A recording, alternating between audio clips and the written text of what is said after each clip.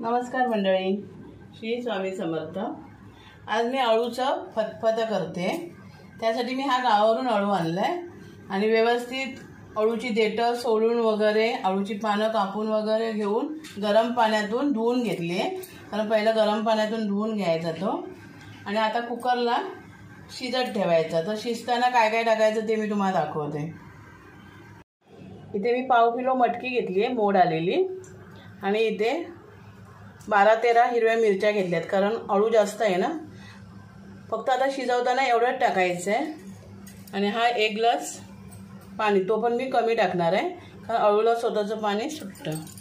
तर आता कुकरमध्ये मी अळू घालून घेते।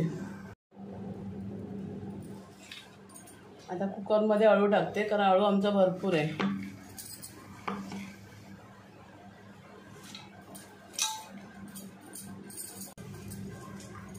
आता ह्याच्यामध्ये मिरच्या टाकते।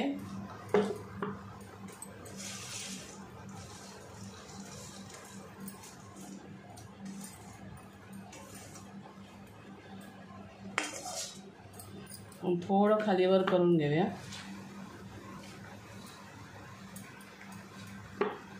आणि थोडं पाणी।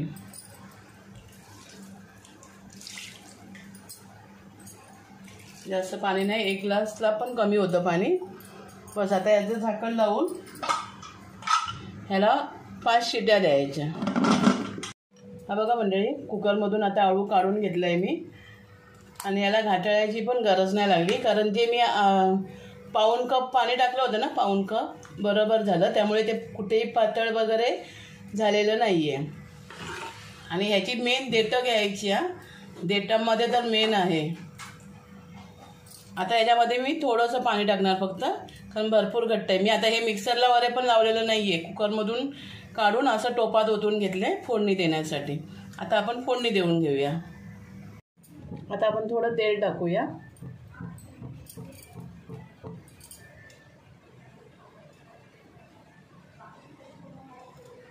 जास्त नाही टाकायचं, थोडंसंच टाकायचं, 2 छोटे चमचे। तेल गरम झालं, याला थोडंसं साहित्य लागतं ना म्हणून मी दाखवत नाही बस। आता आपण राई टाकून घेऊया।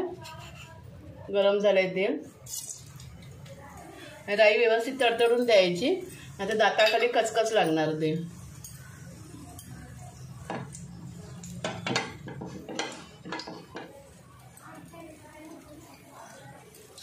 आणि कढीपत्ता टाकूया।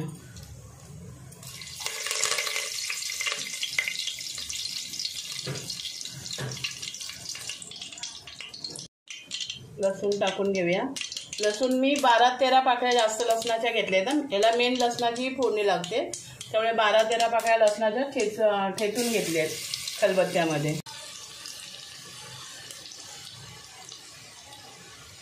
बघा असं लाल होऊन द्यायचं। आणि आता अळू टाकूया आपण फोडणीला।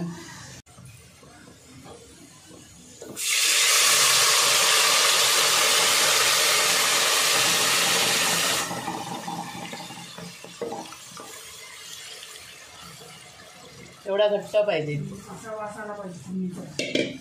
आता आपण याच्यात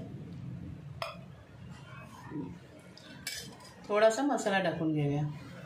हो, आपण मिरची टाकली आहे ना त्यामुळे एवढा मसाला बस।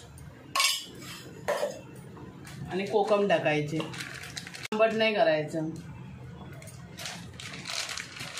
जास्त पण आंबट बरोबर नाही लागत ते। आणि याला आता ढवळून घ्यायचं, जरा पाणी टाकायचं अजून, पण आधी हे सगळं मिक्स करून घ्यायचं। आणि याचा असाच कलर आला पाहिजे म्हणून लाल मसाला जास्त नाही टाकायचा, असा हिरवागार कलर दिसला पाहिजे। आणि आता आपण थोडंसं पाणी टाकूया, म्हणजे जे टोपाला होतं ना अळू लागलेला शिजलेला त्याच्यामध्ये मी थोडंसं असं पाणी टाकून घेतलं आहे। अर्धा पेला टाकलाय पाणी। अळू एकीकडे पाणी एकीकडे असं झालं नाही पाहिजे। अळूची भाजी करताना सगळं मिळून आलं पाहिजे।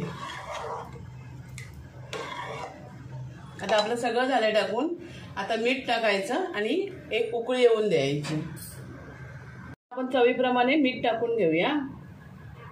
मीठ आपापल्या चवीप्रमाणे. कमी झालं तर नंतर टाकायला भेटेल. परफेक्ट प्रमाण झालंय, म्हणजे एवढं पाहिजे, याच्यापेक्षा जास्त पातळ नको आहे. नाहीतर पाणी एकीकडे आणि अळू एकीकडे आणि पाणी एकीकडे असं नाही करायचं. त्यामुळे हे एवढं प्रमाण बरोबर आहे. आता 5 मिनिटांनी मी गॅस बंद करते. हे बघा मंडळी, आपलं अळूचं फतफत तयार झालं आहे आणि एवढं घट्ट ठेवलं आहे मी. म्हणजे भाताबरोबर, भाकरीबरोबर, कशाबरोबर पण खाऊ शकतो आपण. आणि याच्यामध्ये 1 मूठ शेंगदाणे टाकले मी, ते दाखवायला पण मी विसरले तुम्हाला. तेवढे टाकायचे म्हणजे अळूला चव पण चांगली येते. आणि देठं आहेत ना, ती कवळी देठं पण मेन घ्यायची. जर त्याची साल नाही काढली तरी चालेल, पण देठं कवळी घ्यायची. जून असतील तर त्याची साल काढून घ्या. देठामध्येच मेन सत्व आहे त्याच्यामध्ये. व्हिडिओ तुम्हाला आवडला तर एक लाईक करा, शेअर करा आणि सबस्क्राईब करा. आणि माझे गावचे जे व्हिडिओ होते ना, ते तुम्ही खूप छान प्रकारे मला प्रतिसाद दिलात, त्याबद्दल तुमचे धन्यवाद. थँक्यू.